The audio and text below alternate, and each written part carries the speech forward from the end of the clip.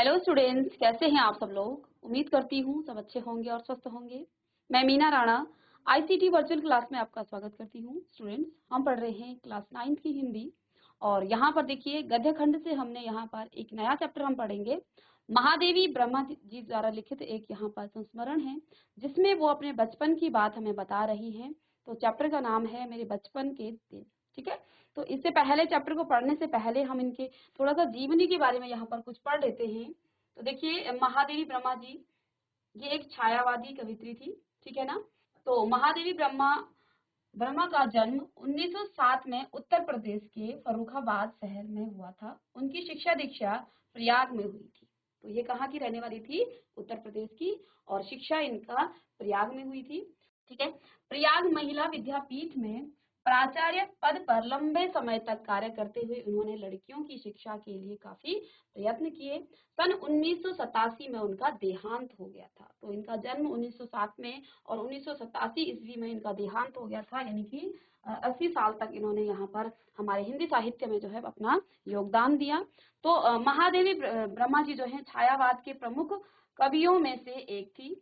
और निहार रश्मि, देखिए इनकी कौन कौन सी यहाँ पर रचनाएं हैं जिसमें आपका निहार हो गया, रश्मि, नीरजा, यामा, दीप शिखा इनकी प्रमुख काव्य संग्रह है। कौन कौन सी? ये आपके आगे क्वेश्चन भी बनते हैं। कौन कौन सी इनकी रचनाएं थी जिसमें निहार हो गया, रश्मि हो गया, नीरजा, यामा, दीप शिखा इनकी प्रमुख काव्य संग्रह है। कविता के साथ साथ उन्होंने सशक्त गद्य रचनाएं भी लिखी थी। तो कविताओं के साथ साथ इन्होंने सशक्त जो है गद्य रचनाएं भी लिखी जिनमें उन्होंने रेखा चित्र और संस्मरण प्रमुख है। तो इन्होंने रेखा चित्र भी लिखे और संस्मरण भी लिखे। तो अतीत के चलचित्र, स्मृति की रेखाएं, पथ के साथी, श्रृंखला की कड़ियां उनकी महत्वपूर्ण गद्य रचनाएं हैं। और महादेवी ब्रह्मा को जो है साहित्य अकादमी एवं ज्ञानपीठ पुरस्कार से इनको सम्मानित किया गया था। भारत सरकार ने उन्हें पद्म भूषण से अलंकृत किया गया था। ठीक है ना। तो एक महान कवित्री रही है। ठीक है। आगे देखिए क्या है। महादेवी ब्रह्मा जी साहित्य साधना के पीछे एक और आजादी के आंदोलन की प्रेरणा है, तो दूसरी ओर भारतीय समाज में स्त्री जीवन के वास्तविक स्थिति का वो यहाँ पर बोध भी है। हिंदी गद्य साहित्य में संस्मरण एवं रेखा चित्र को बुलंदियों तक पहुंचाने का श्रेय भी जो है महादेवी ब्रह्मा जी को है।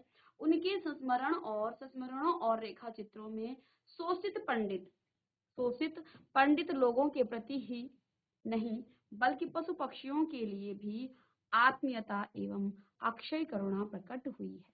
उनकी भाषा शैली सरल एवं स्पष्ट है तथा शब्द चयन प्रभावपूर्ण और चित्रात्मक। तो इनकी जो भाषा शैली है तो वो सरल, लेकिन उनके जो शब्द हैं वो जो है एक प्रभावपूर्ण है, यानी कि जिन शब्दों से हमें क्या मिलता है, एकदम से प्रभावित हम हो जाते हैं। तो इस प्रकार के उनके क्या थे? शब्द थे। तो यहाँ पर इस संस्मरण के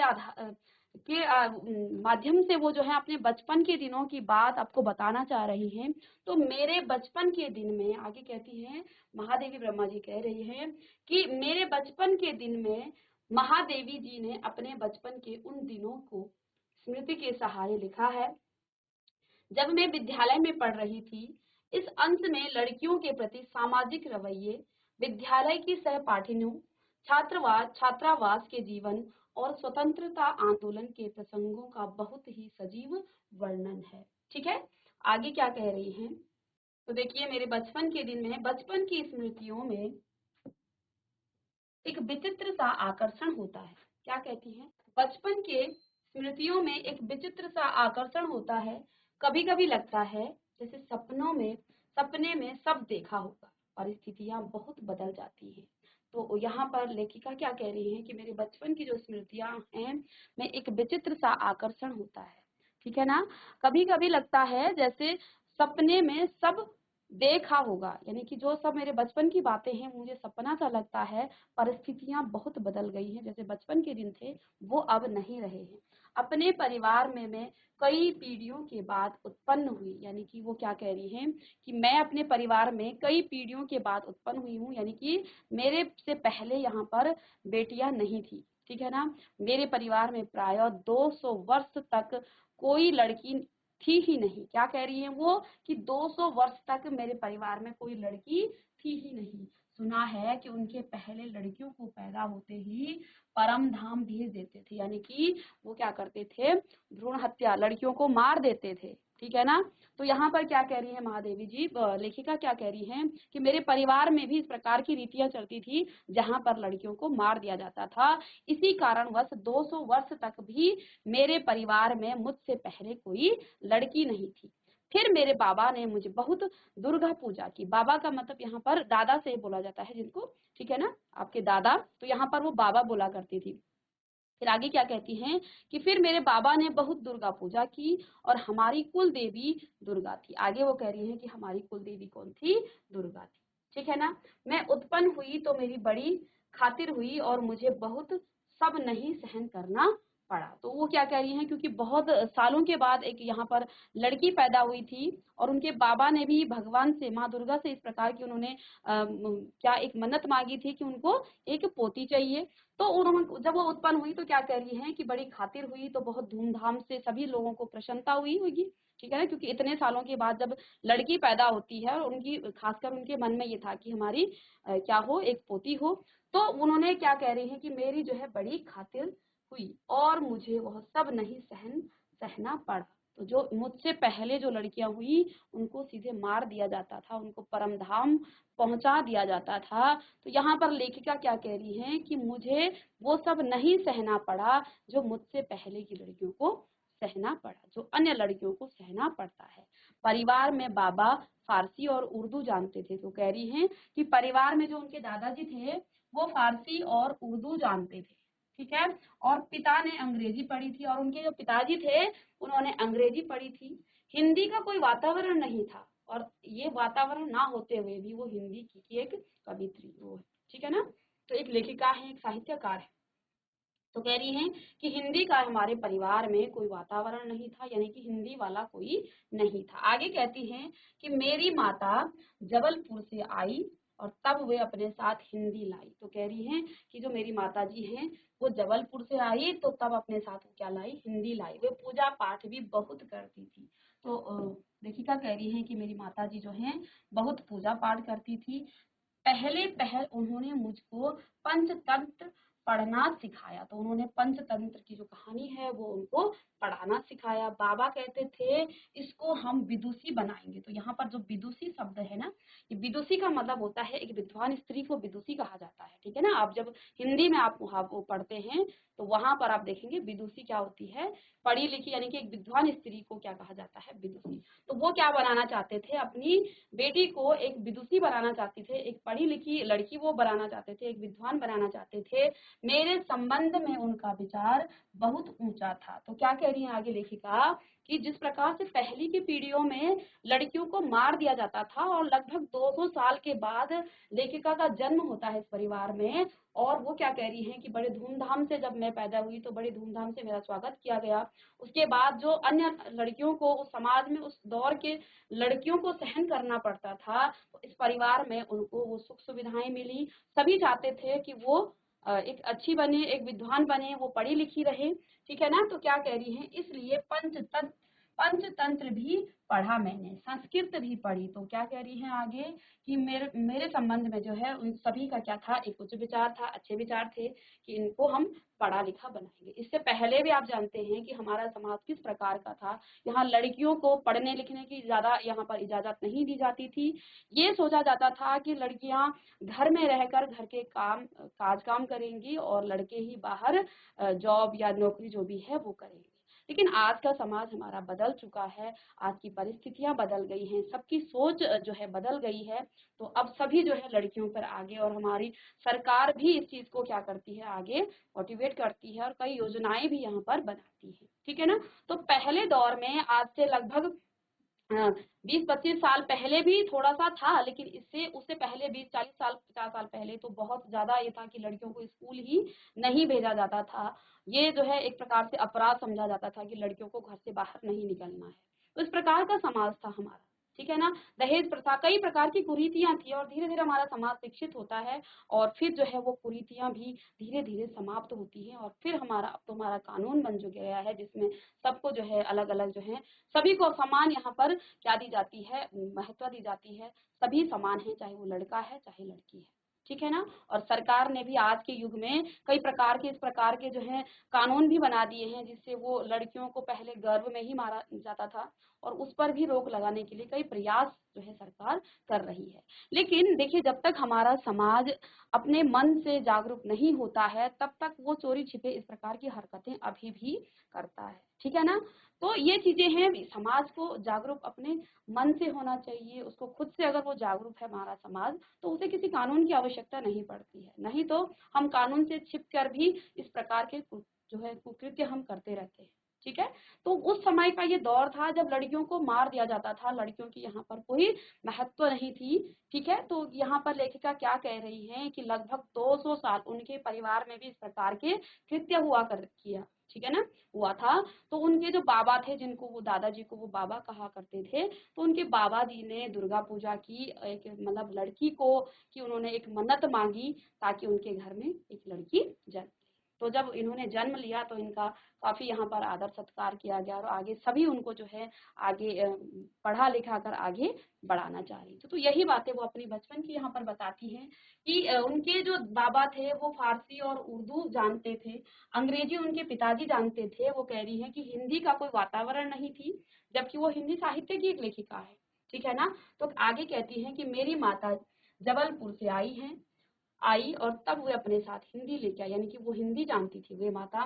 वे पूजा पाठ भी बहुत करती थी। पहले पहल उन्होंने मुझको पंचतंत्र पढ़ाया। बाबा कहते थे इसको हम विदुषी बनाएंगे, यानी कि विद्वान स्त्री बनाएंगे। मेरे संबंध में उनके विचार जो है ऊंचा रहा, इसलिए पंचतंत्र भी पढ़ा मैंने, संस्कृत भी पढ़ी। ये अवश्य जानते थे कि मैं उर्दू फारसी सीख लूंगी, लेकिन मेरे बस की नहीं थी, ठीक है ना। वो क्या कह रही है कि मैंने संस्कृत भी पढ़ी और मैं जो है उर्दू फारसी जो है सीख लूं, लेकिन मेरे बस की नहीं थी। सीख तो मैं लूंगी लेकिन मैं उसमें जो है इतना कौशल जो है नहीं ला सकती हूँ, ये कहना चाह रही है।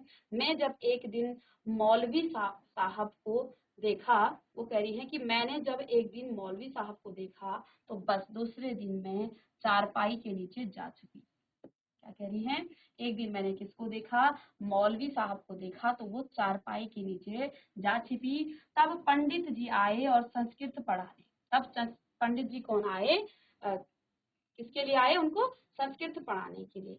माँ थोड़ी संस्कृत जानती थी, गीता में उन्हें विशेष रुचि थी क्योंकि उनकी माता जी पूजा पाठ किया करती थी। अब पूजा पाठ के समय मैं भी बैठ जाती थी और संस्कृत सुनती थी। उसके उपरांत उन्होंने मिशन स्कूल में रख दिया मुझको। अब कह रही हैं कि आगे जो है घर में इस प्रकार का वातावरण मेरे लिए बनाया जाता था कि मैं संस्कृत भी सीखूं, फारसी भी सीखूं, उर्दू भी सीखूं।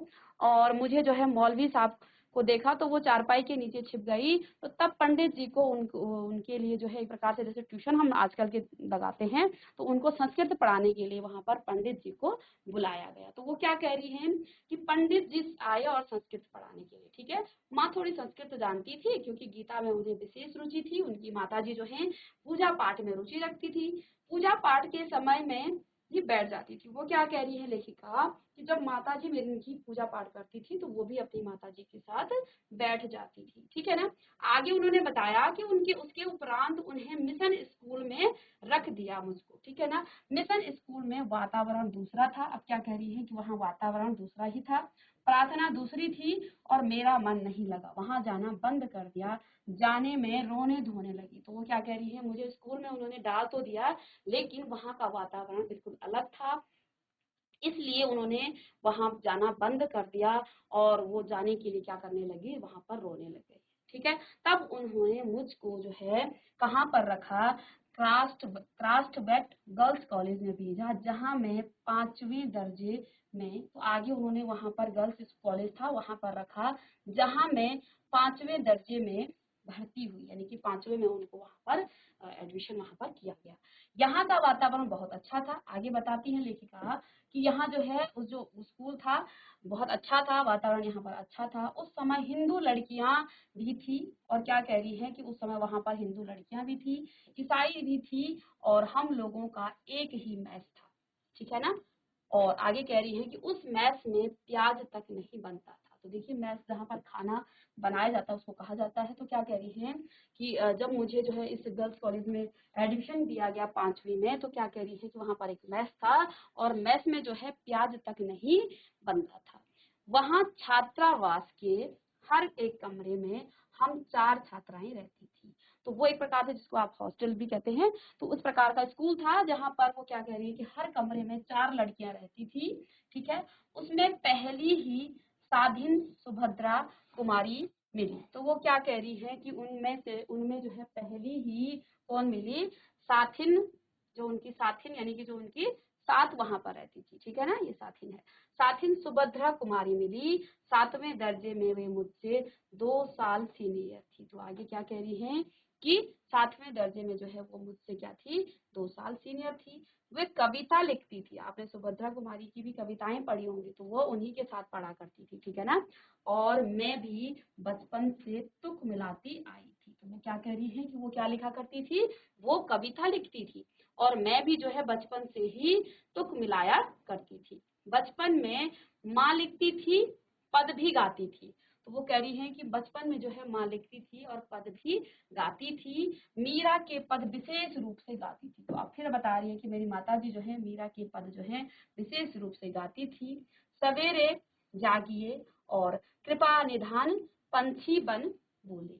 तो क्या कह रही है कि जागिए कृपा निधान पंछी बन बोले। तो यही सुना जाता था। प्रभाती गाती थी, शाम को मीरा का कोई पद गाती थी। सुन सुनकर भी मैंने ब्रज भाषा, कह रही है कि मैंने सुन सुनकर भी ब्रज भाषा में लिखना आरंभ किया। यहाँ आकर देखा कि सुभद्रा कुमारी जी खड़ी बोली में लिखती थी। तो आगे जो उनके साथ उनकी साथिनी वहां पर उनको मिली, तो वहां पर वो भी एक लेखिका थी, सुभद्रा कुमारी। तो आगे भी आप उनके यहाँ पर गद्य खंड और उनको कविताओं को पढ़ेंगे, ठीक है ना। तो यहाँ पर क्या कह रही है कि जो सुभद्रा सुभद्रा कुमारी थी, वो भी जो है खड़ी बोली में लिखा करती थी, और मैं भी वैसा ही लिखने लगी, ठीक है ना। तो पहले तो उनकी माता जी जो थी वो मीरा के पद जो है विशेष रूप से गाया करती थी। सवेरे उनकी माताजी जब उठती थी तो क्या कहा करती थी, जागिए कृपा निधान पंछी बन बोले, ठीक है। क्या कह रही है कि मेरी माताजी जब सुबह उठती थी तो वो क्या गाया करती थी, जागिए कृपा निधान पंछी बन बोले।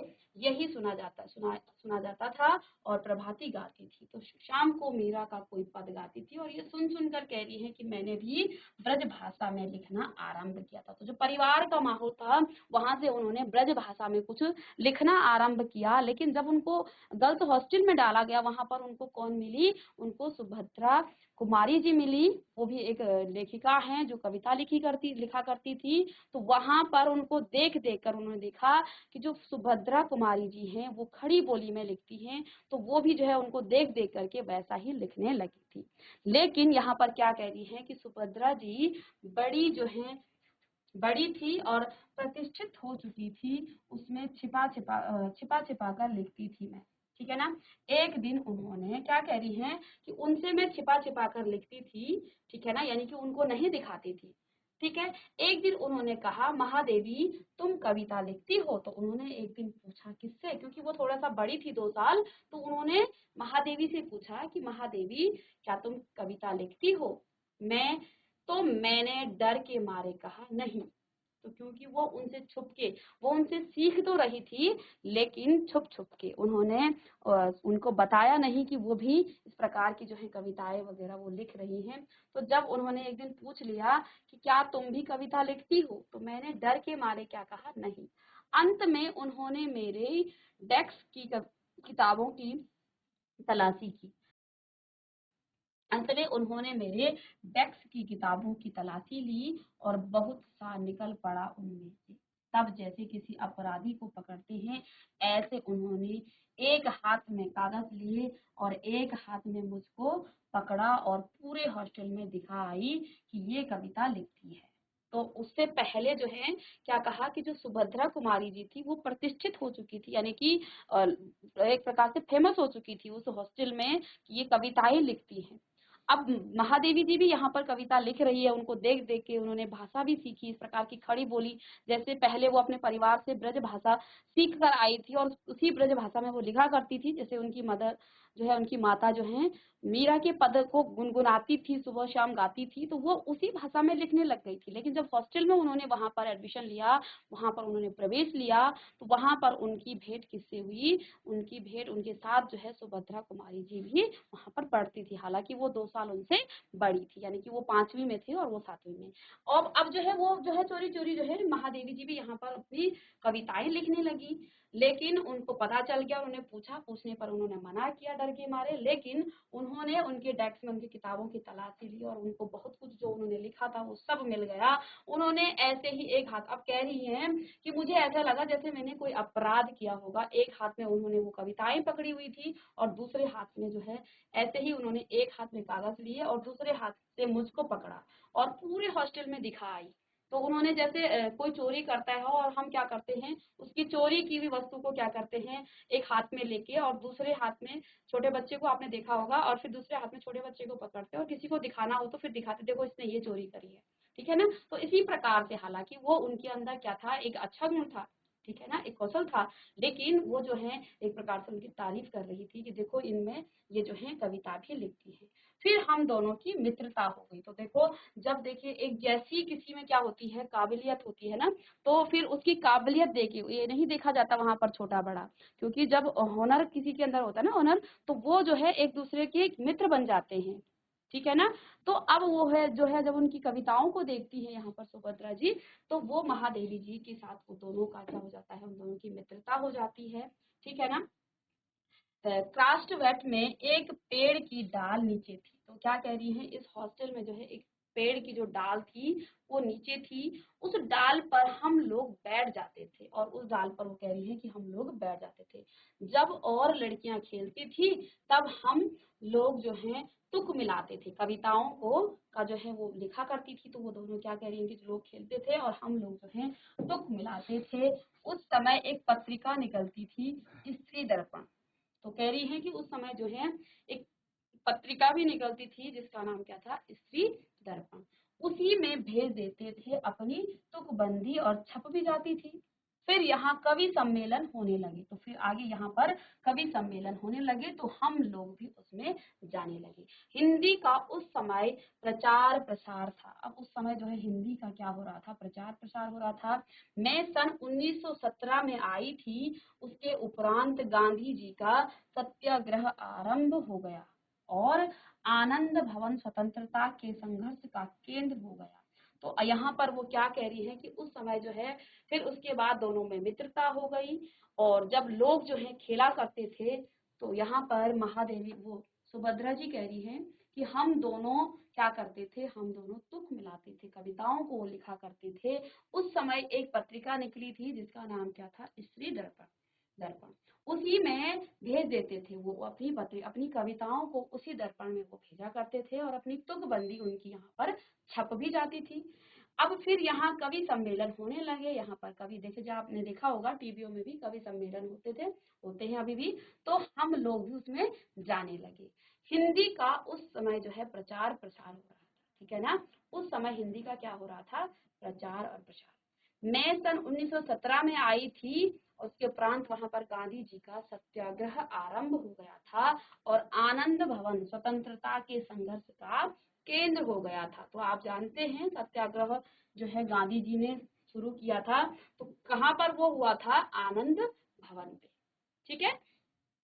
तो आगे कह रही हैं जहां तहां हिंदी का भी प्रचार चलता था, कवि सम्मेलन होते थे और क्राफ्टवेट में मैडम हमको साथ लेकर जाती थी। तो देखिए, जब बच्चों में हुनर होता है ना, उनके अंदर कुछ गुण होते हैं, तो टीचर को भी क्या लगता है कि हाँ हम इसको भी लेके जाएं। तो एक जो आपका टीचर है वो हमेशा उसको आगे लेके जाता है। तो वो दोनों जो है कविताएं लिखा करती थी। तो कह रही हैं कि उस हॉस्टल की जो मैडम थी वो हमको भी साथ लेकर जाती थी। हम कविता सुनाते थे और कभी हरिऔध जी अध्यक्ष होते, तो कभी श्री पाठक होते।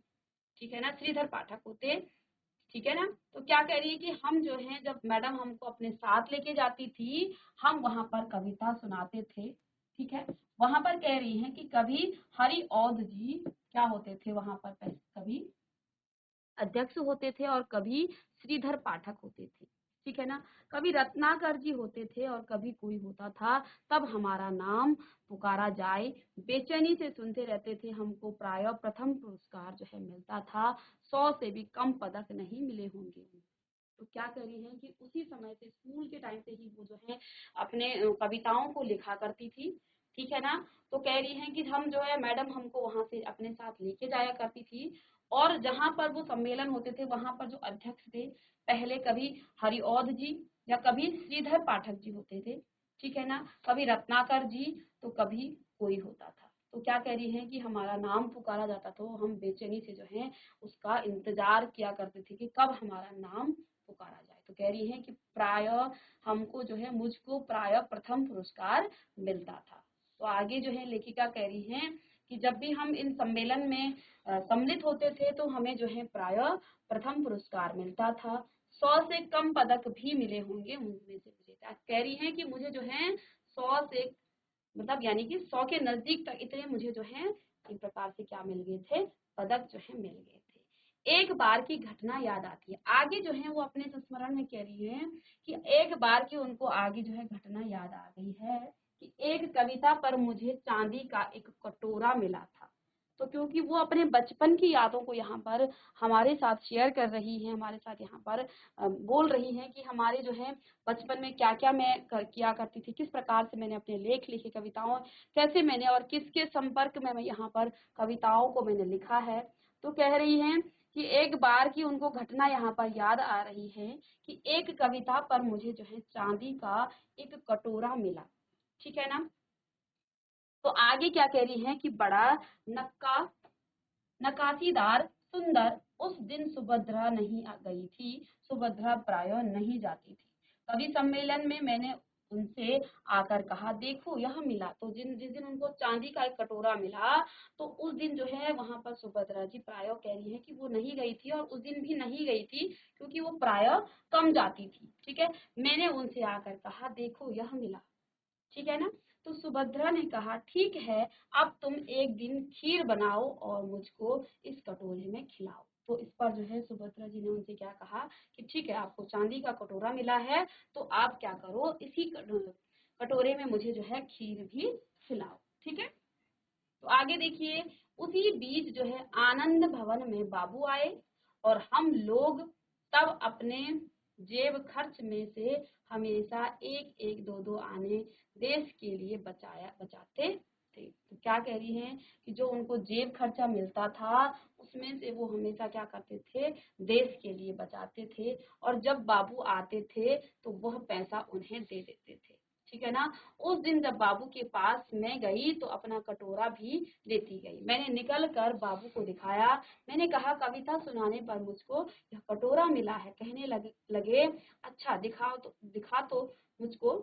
मैंने कटोरा उनकी ओर बढ़ा दिया और उसे हाथ में लेकर बोले तू देती है इसे, ठीक है ना। तो अब मैं क्या कहती, मैंने दे दिया और लौट आई। दुख यह हुआ कि कटोरा लेकर कहते कविता क्या है, पर कविता सुनाने का को उन्होंने नहीं कहा। लौटकर अब मैंने सुभद्रा जी से कहा कि कटोरा तो चला गया। सुभद्रा जी ने कहा क्या कहा, और जाओ दिखाने। फिर बोली देखो भाई, खीर तो तुमको बनानी होगी, अब तुम चाहे पीतल की कटोरी में खिलाओ, क्योंकि उन्होंने क्या कहा था कि इस कटोरी, चांदी की कटोरी में तुम जो है मुझे खीर खिलाओगी, ठीक है। अब वहां पर बाबूजी ने वो कटोरा ले लिया, लेकिन वो क्या कहती हैं कि कटोरा तो मैंने दे दिया, लेकिन वो दुखी होकर जो है वापस आई, क्योंकि उन्होंने कटोरा लिया लेकिन उन्होंने ये नहीं पूछा कि कौन सी कविता है जिससे तुम्हें सुनाई तुमने, जिससे तुम्हें ये कटोरा मिला। तो फिर आगे उनको सुभद्रा जी कह रही हैं कि ठीक हुआ, तुम और जाओ उसे दिखाने के लिए, ठीक है ना। तो वो क्या कह रही है कि ठीक है, तुम्हारी जो कटोरी है वो तो चली गई, लेकिन तुम मुझे खीर चाहे पीतल की कटोरी में ही खिलाओ, चाहे फूल के कटोरे में। तो क्या कह रही है, खीर तो तुम्हें बनानी ही पड़ेगी, ठीक है। तो फिर आगे कहती हैं मुझे मन ही मन प्रसन्नता हो रही थी कि पुरस्कार में मिला अपना कटोरा मैंने बाबूजी को दे दिया। ठीक है, तो कह रही हैं कि मुझे मन ही मन जो है क्या हुआ, मन ही मन उनको जो है एक प्रकार से प्रसन्नता भी हो रही थी कि जो पुरस्कार में उनको मिला था वो जो कटोरा है वो उन्होंने बाबूजी को दे दिया था। ठीक है, तो आगे का जो गद्य खंड है, संस्मरण है, उसको हम नेक्स्ट लेक्चर में पढ़ेंगे। तो बच्चों मिलते हैं नेक्स्ट लेक्चर में, तब तक के लिए thank you and have a nice day.